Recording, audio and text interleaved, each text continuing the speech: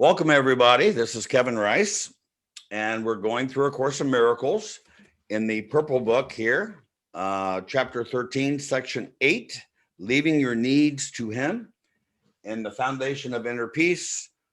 It's chapter 13, section 7, Attainment of the Real World, starting in paragraph 10 to the end of the section. Okay? And you have not read those sections. If you're watching the replay, for instance, it's kind of a good encouragement to read the lesson before you listen to the replay. Okay, so you have a full understanding of the principles that I am conveying to you in the Zoom class. So welcome, everybody. I love seeing your beautiful faces here, the light within you, the Christ within you, which we discussed last week. And by the way, if you missed that class last week, which was powerful, go to my YouTube channel or Facebook, wherever I have it on my website, onlylovingthoughts.com. So, leaving your needs to Him. This is so important because most people do the opposite. They attempt to use the self-image, Kevin Rice, and all of the burden and the wariness that covers over it when they have a list of needs and demands of the world. And they are disappointed. Why? Because the world does not give to them what they are requiring. Okay?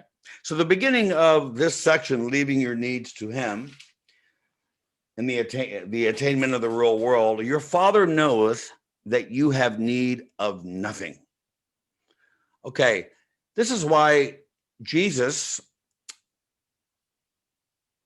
awakened by the realization that there are no needs that he needed to fulfill because he was already fulfilled.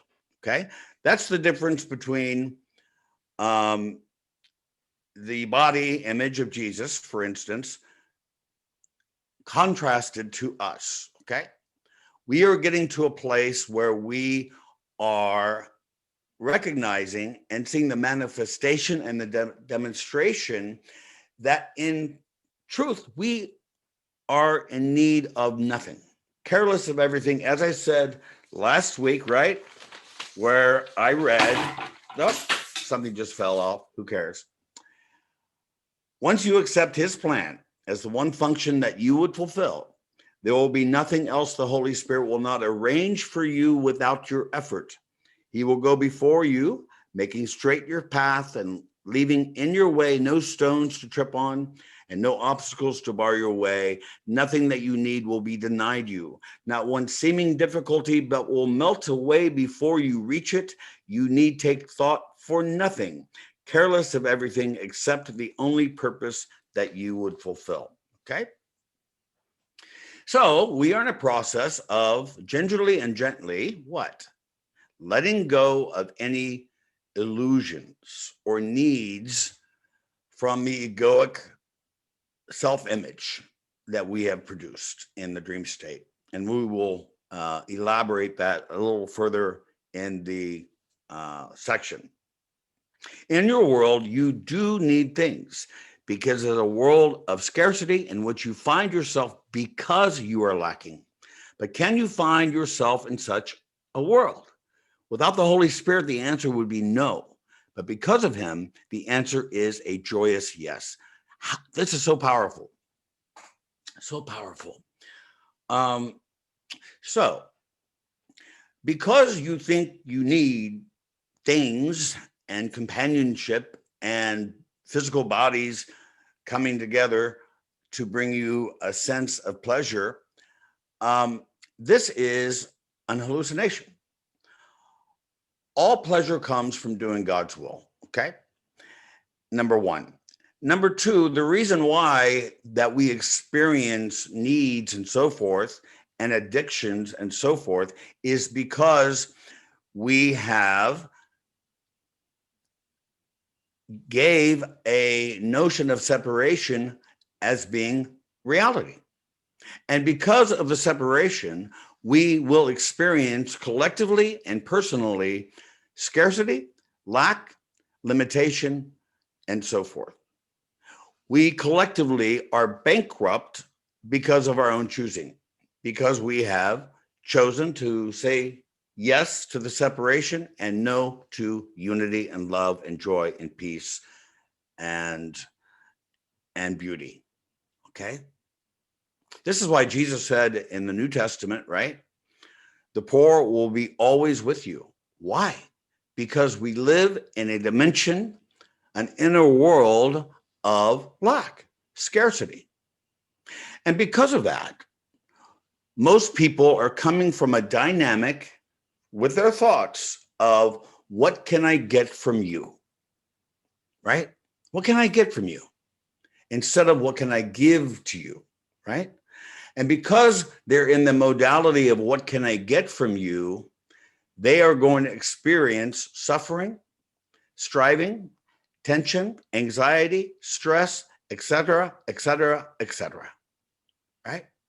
Now, I'm not asking you to do this immediately, like today, but I'm asking you with the assistance of the Holy Spirit to recognize what is real and what is not real. Nothing real can be threatened. Nothing unreal exists. Herein lies the peace of God, the beginning of the text of A Course in Miracles. Nothing real can be threatened. Nothing unreal exists. Herein lies the peace of God. Thankfully, we have a companion here called the Holy Spirit. At the beginning of the text, it started by saying, into eternity where all is one, there crept a tiny mad idea in which the Son of God remembered not to laugh. What did he need to laugh about? He needed to laugh that the separation had no cause, no being, no consequence, and so therefore did not exist. It's a laughable moment, fear, the separation, and the guilt that is ensued from it as well. The ego wants to have things for salvation, for possession is its law. Look, possession is its law. Oh my God. You know my book here, The Game of Love, Changing the Rules, Changes Everything, available cheap on my website, onlylovingthoughts.com. Is important because it really represents special relationships and holy relationships, and how we can translate a special relationship to a holy relationship. As I said to the class a couple of weeks ago regarding relationships, when they ask, what do you do? I say, you turn the relationship over to the Holy Spirit, period. However special relationship it is, you're not asking to change it, but to give the relationship over to the Holy Spirit, so the Holy Spirit will translate this special relationship to a holy relationship. Okay? This is why Reverend Chris Jackson, I hope that you watched his sermon on Unity on the Base platform, and we're on that platform right now, by the way, on Zoom, but he talked about gratitude this morning, and so he asked me to do a lot dialogue with him at Unity on the Bay in Miami, August 1st, a little over a month away, and to explain to the audience why we have sustained our friendship for 25 years, because it will be 25 years, August 12th. And it'll be a good conversation here. But we talked about that because I went to Miami for the weekend and stayed there and spent a lot of time with Reverend Chris. And we were talking about what we would talk about to the audience, And immediately what I said was, look, we are experiencing an agenda-free rapport with each other and have been for 25 years. That there is no expectations here. I'm not here to get anything from my friend Chris. He's not here to get anything from me. We're free, right? An agenda-free rapport with each other. And secondly, that we are here to recognize the specialness of our friendship to be transformed into holy relationships. Okay? And I mentioned to Chris and Reverend Esteban Landano and our friend Santiago from Colombia. We were having breakfast at Jimmy's Diners in Miami. And we talked about this as well. What does it look like to have leaving our needs to Him, to the Holy Spirit, and how relationships, the interpersonal exchanges with others, can be so powerful when we recognize that our relationships with God rest in our relationships with other people. Do you get this? Our relationship with God rests in our relationships with other people. So we can transform those relationships with love, expressing the good, the sacred, and the beautiful. But to be more specific here, and Alberto and I talked about this last week. What does intimacy look like, right? Most people have a need of intimacy, and their answer is, oh, that must be sex. That must be physical union, and so forth. That's not it at all. Intimacy arises, and this is true with my spouse, my friends here, Chris, everybody, Reverend Yule, all of you. Intimacy arises when you recognize that you're with an individual and you are being completely authentic with that individual. And that other person is completely authentic with you. That is intimacy. And it has nothing whatsoever to do with sex, for instance. Most people, when they meet a person and they feel a sense of love arising in their field of awareness, and they immediately discard it. Because what they do is, like, I'm looking at a lot of friends in Miami. I'll say John Doe, okay? I meet John Doe, and I feel an intense love for him, okay? And it's clear that he feels an intense love for me. Okay, so what does the ego do? It pops up and it says, we have to grasp this. We have to capture it. We have to label it. We have to box it up and put a label of love upon it. When we do that, we lose the awareness of the totality of love itself. Because in that moment, I'm coming from a place of scarcity and lack and limitation. I have restricted a holy relationship to a special relationship, and therefore it will go south. All you have to do is look at the studies of people being married, right? You have a success about 40% chance of success in marriages, right? Because the reason why is because the focus is on the form of the relationship instead of the content or the substance of love that is flowing through it. So the ego's tool is to do what? Bring it back from the abstract nature of our minds to a concrete, symbolized, materialized, externalized form of love. That is not love.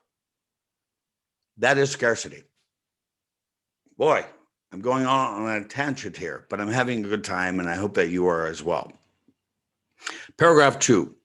Everything that the ego tells you that you need will hurt you.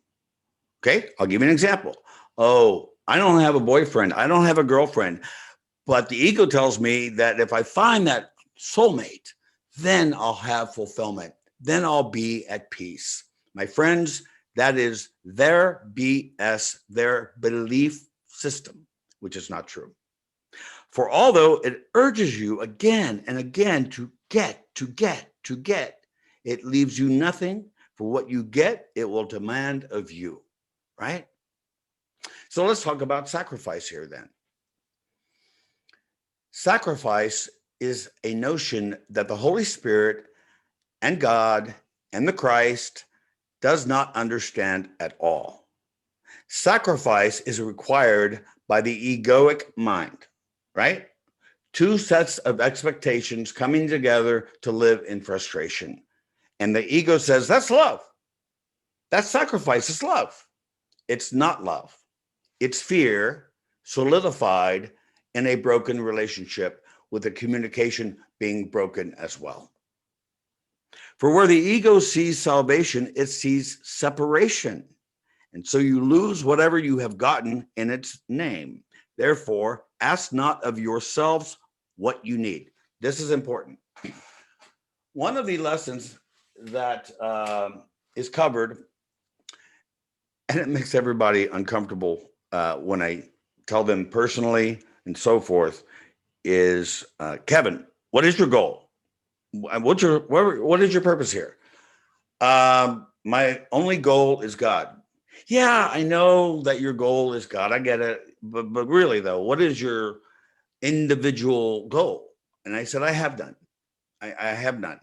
My only goal is God. My only goal is to see the face of Christ everywhere and go beyond the appearances of all bodies or appearances in time and space to the unchangeable nature of our reality. Let's go back to what it said at the end here. Therefore, ask not of yourselves what you need. In other words, do not ask Kevin Rice what he needs, because that's not who I am. That is a self-image, okay? So what do? I set that aside and discard it. And I say to the Holy Spirit, decide for me. I say that to my spouse all the time, because we may be changing our location, perhaps. We don't know. And I don't care. Because I have to recognize from one of the lessons of A Course in Miracles is that I do not know what is in my own best interest, period. I do not know what's in my own best interest, okay? Reverend Yule and I were doing lesson 23 today, and it says, I can escape from the world. No, not that one, lesson 22. What I see is a form of vengeance, right? So if you're coming from a place of scarcity and bankruptcy and limitation and lack, you will produce a world of vengeance because you're not happy. You are living in a desert, and nobody's going to be happy in a desert. And as Jesus said to Helen, a desert is a desert is a desert. You can't change the desert, but you can leave it, right? And what's interesting is we're coming up to lesson 24, which is, I do not perceive my own best interest. Bingo. I do not know what's in my own best interest. And I don't know. You know? I mean, when I was 16 years old, I was so possessive. I wanted things, you know, I wanted to be on TV. And I walked up to TV 50 in Kansas City. They only had 4 channels at that time. And I said, I want to do a TV show with an audience and interview people. And they gave it to me.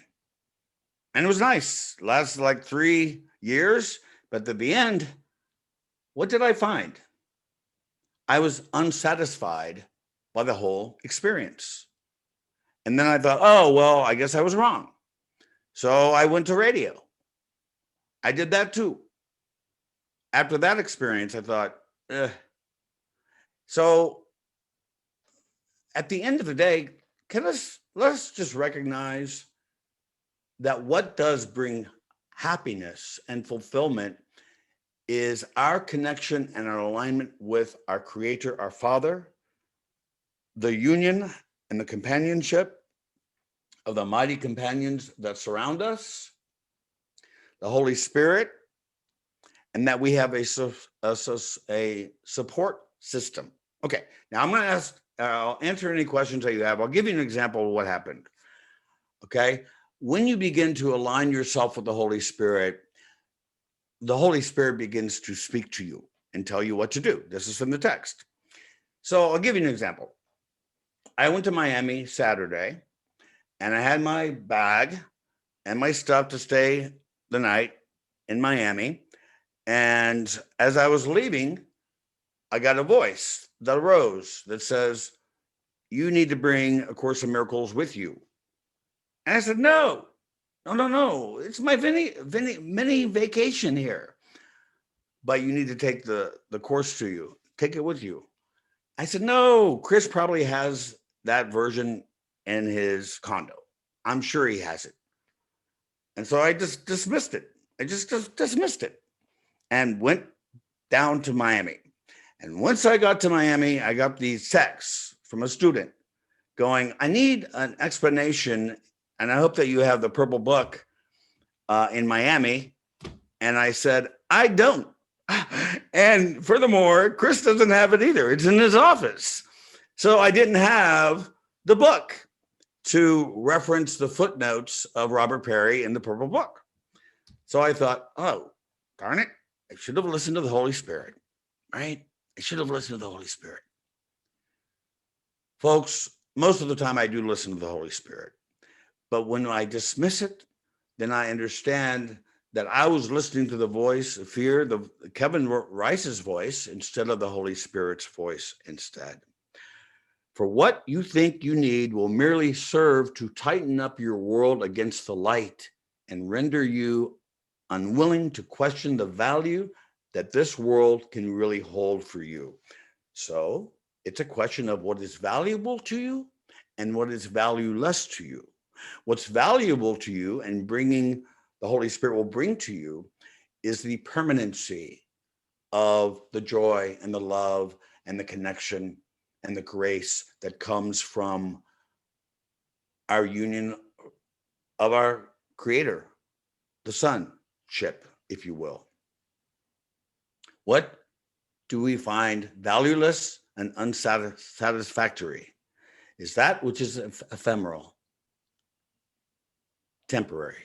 As I said yesterday, God is as incapable of creating the temporary as the ego is incapable of creating the eternal. So now you have the floor. If you have a question, open your mic, and I'm here to answer any questions you have. The attendee says, "The process of getting there is difficult. How do I find what is valuable?" Down here.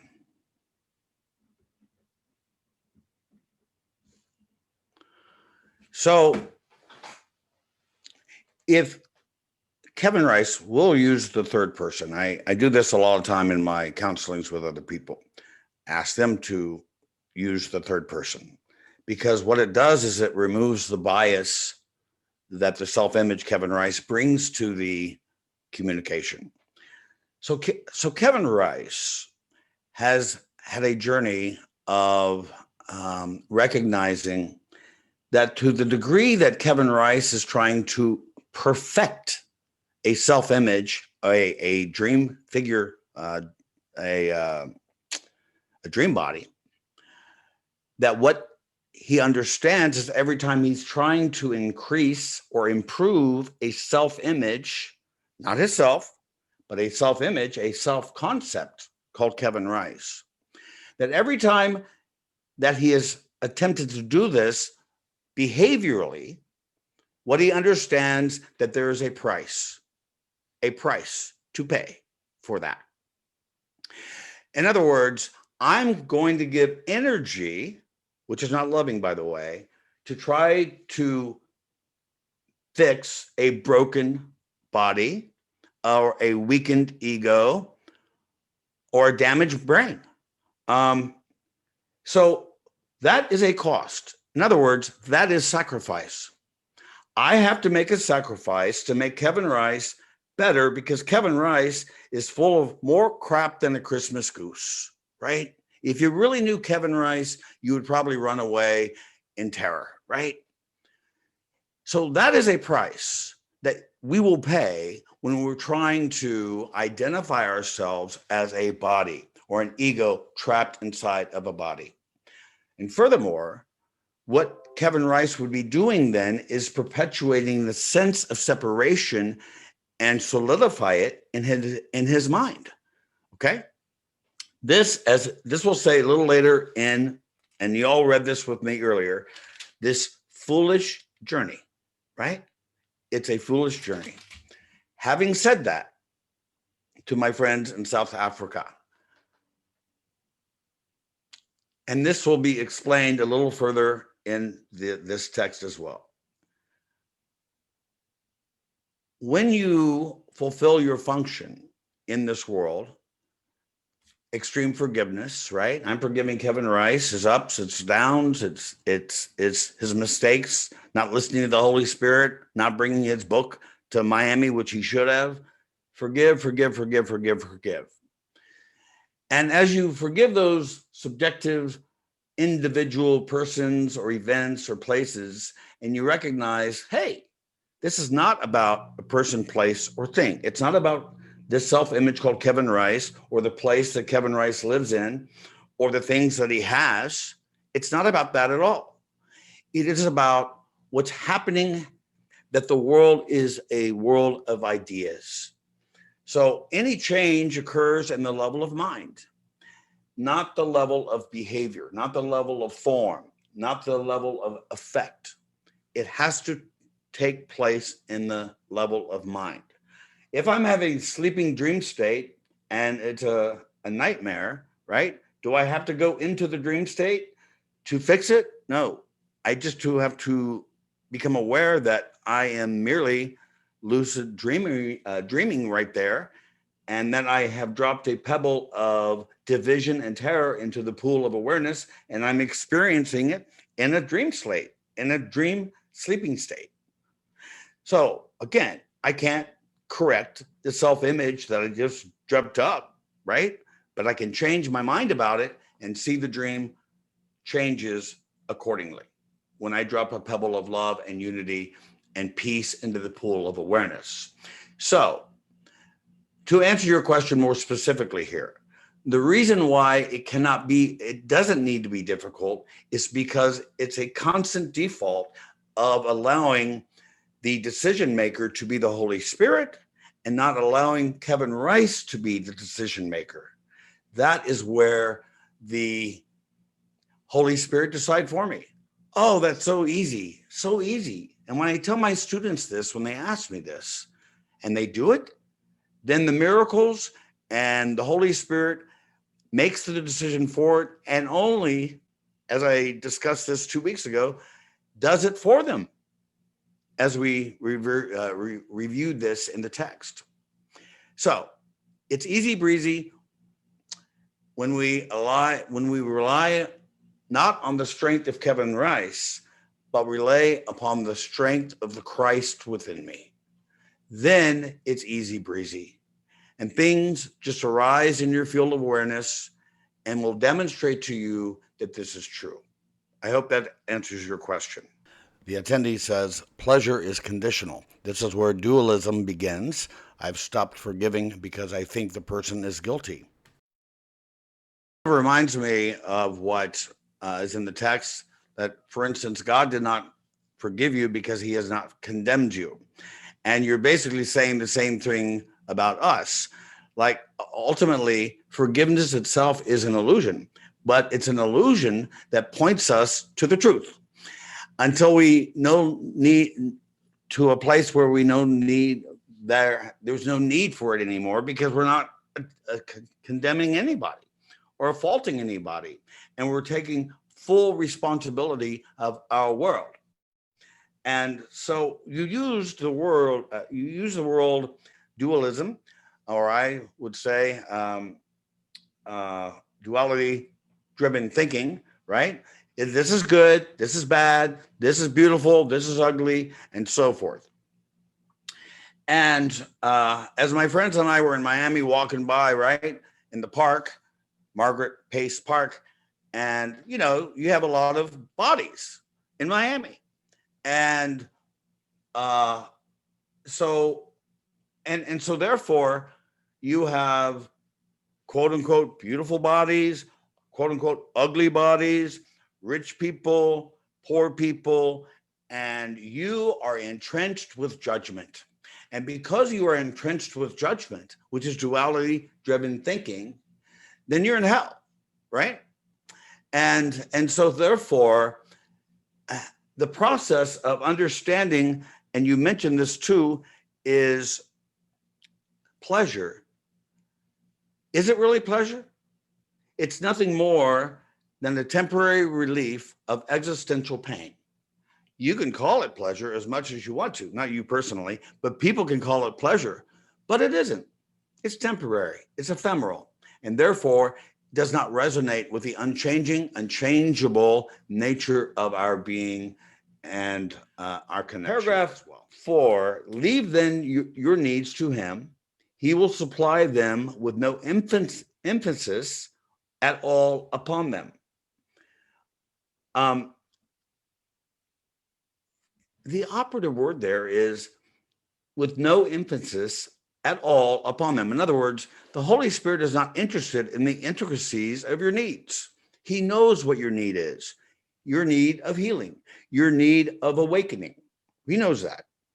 The particulars and the intricacies of a dream state is immaterial to the Holy Spirit, and it should be equally immaterial to you and me as well. That's it. You live and move and abide in the eternal timeless now. You are the light of the world. We can't know that until we extend and get out of this modality of what can I get from you into what can I give to you? What can I give to you?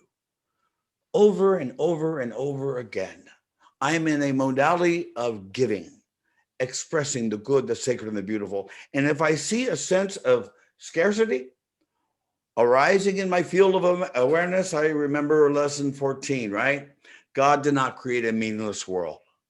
God did not create scarcity, and so it is not real. God did not create a meaningless world. God did not create competition, and so it is not real. God did not create a meaningless world. This is empty words if you do not have faith, belief, conviction, and confidence accompanying it with it. Okay. Otherwise, you're just, when people say, I love you, and many times it's like throwing a frisbee, that's it. I love you. But if it is done with faith and compassion and love and kindness and sincerity and courtesy, then it becomes real in your life.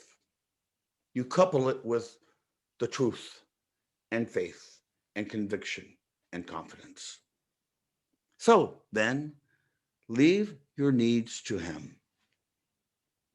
What comes to you of him comes safely, for he will ensure it never can become a dark spot hidden in your mind and kept to hurt you, right? Unfortunately, what people experience in time and space, dark spots of darkness arises in their mind, and they fixate on it, and they perpetuate it and create a narrative of birth, death, and rebirth over and over and over again.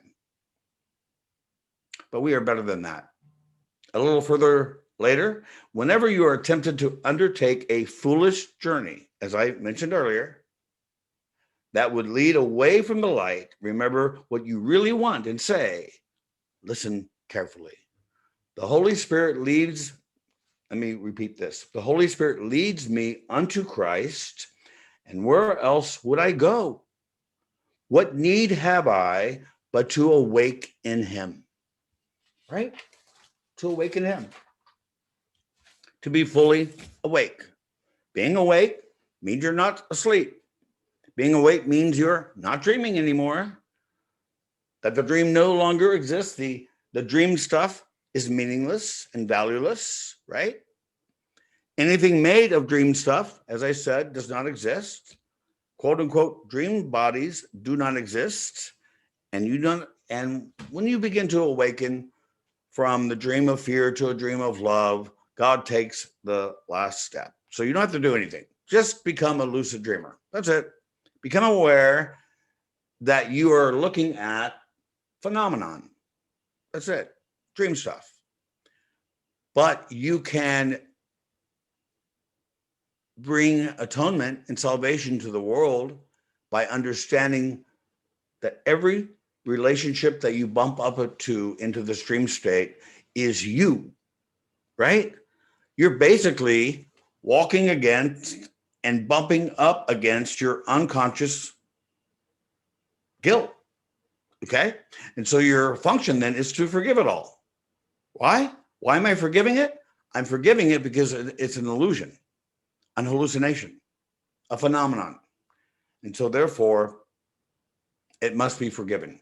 When we say illusion, we mean the idea that the self-image Kevin Rice is independent and separate from you guys.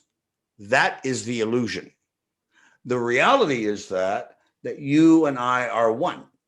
This is why Unity on the Bay's principles, unity period, is the one is we are one. We are one. Okay. All right. And then finally, I'll follow it here. Oh, we're approaching 1 hour here. At paragraph 6, the Holy Spirit will teach you to awaken unto us and to yourself. In other words, it's a process of awakening from the sleep, this fixation, I'm Kevin Rice, and he's full of sin, and so is everybody else, right? To dislodge my mind from that particular body image and to align to the unchanging and unchangeable light that lives within me and lives within you, the Christ within me that lives within you, the love that lives within me and lives within you. And treat every body figure within the dream state accordingly. In other words, do not drop a pebble of division into the dream state, because that is the dream that you will dream rather. So in other words, do not push against the quantum field. You cannot, otherwise you're on a battlefield immediately. You're at war against a dream that you just produced. Oh, I have nothing to do with this dream. You have everything to do with this dream state, because you can begin to own this and be at peace with this when you acknowledge, hey, I have participated in the mind that dropped a pebble of hate into the pool of awareness. And now I see the ripples of it, right? I have done this thing, but it is this that I will undo by not changing the world, by changing my mind about it. That's it, through love. And finally, healing in time is needed, for joy cannot establish its eternal reign where sorrow dwells. You dwell not here, but in eternity. You travel but in dreams, while safe at home. As the text says, I am at home in God, dreaming of exile. Give thanks to every part of you that you have taught how to remember you, your true self. Thus does the Son of God give thanks unto his Father for his purity. And the operative word there is purity, holiness. All of you here are so holy, and I honor on the altar of holiness each and every day by respecting your innocence, your purity, your holiness beyond the shadows of the ego, beyond the ego's darkened glass of the ego, and begin to connect with you, the Christ, and bow to the Christ within you, acknowledging its presence within you. And in so doing, I begin to awaken myself. I cannot awaken it if I withhold it to you, right? Oh, I will bless most people here, but not those two that lives in California. There's nobody in our Zoom right now who's in California, so I'll use California. I cannot exclude anyone. We experience the purity of heaven together or not at all. A Course in Miracles says, "To give and to receive are one in truth. I will receive what I am giving now." If you are inspired to support Unity on the Bay and myself, you can text UOTB to the phone number 73256 and you'll receive a link to enter your donation, and then drop down to ACIM-Kevin Rice to indicate that your offering is directed to this class. Or you can give through the website, unityonthebay.org/give, and drop down to ACIM-Kevin Rice under Select Fund. Your donation goes to support Unity on the Bay and the time and value we put into providing these teachings. I invite you to also visit onlylovingthoughts.com for all our A Course in Miracles videos and much, much more.